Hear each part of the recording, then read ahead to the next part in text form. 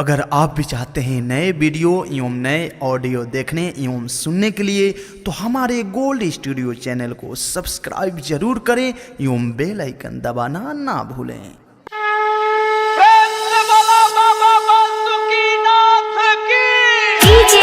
Amit Tiwari mix by Pramod सागर। चलो ये लो भर भोला दुआरी जलवा ढारल जाई पहिला सोमारी चलो ये लो भर भोला दुआरी जलवा ढारल जाई पहिला सोमारी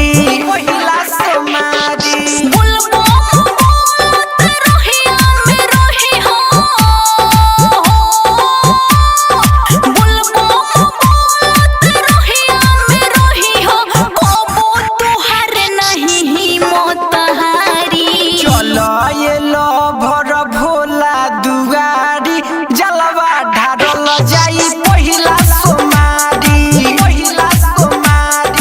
चलो ये लो भर भोला दुआरी जलवा ढारल जाई पहिला सोमारी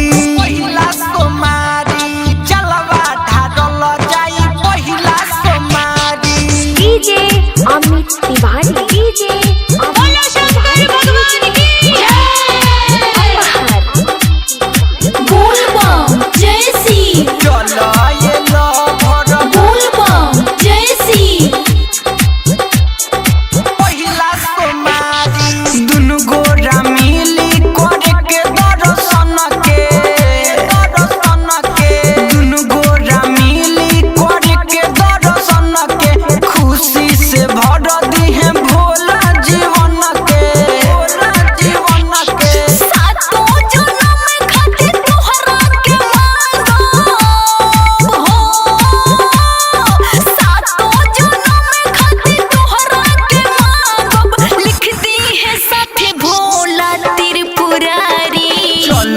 ये लो भर भोला दुआरी जलवा ढारल जाई पहिला सोमारी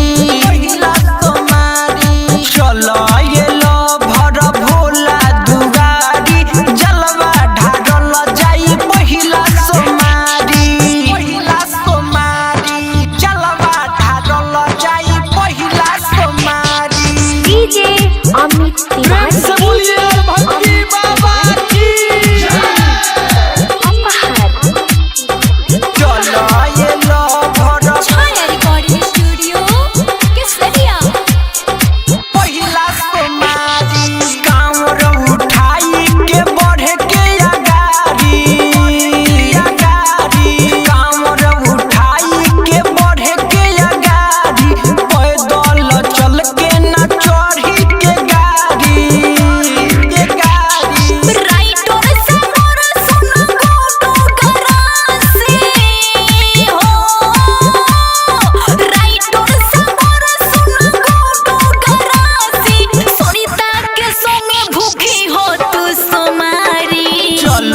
ये लो भर भोला दुआरी जलवा ढारल जाई पहिला सोमारी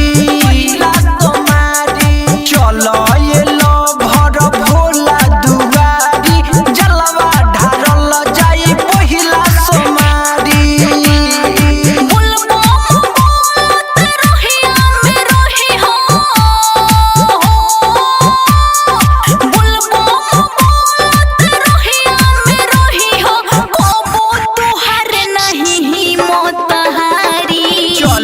ये लो भर भोला दुआरी जलवा ढारल जाई पहिला सोमारी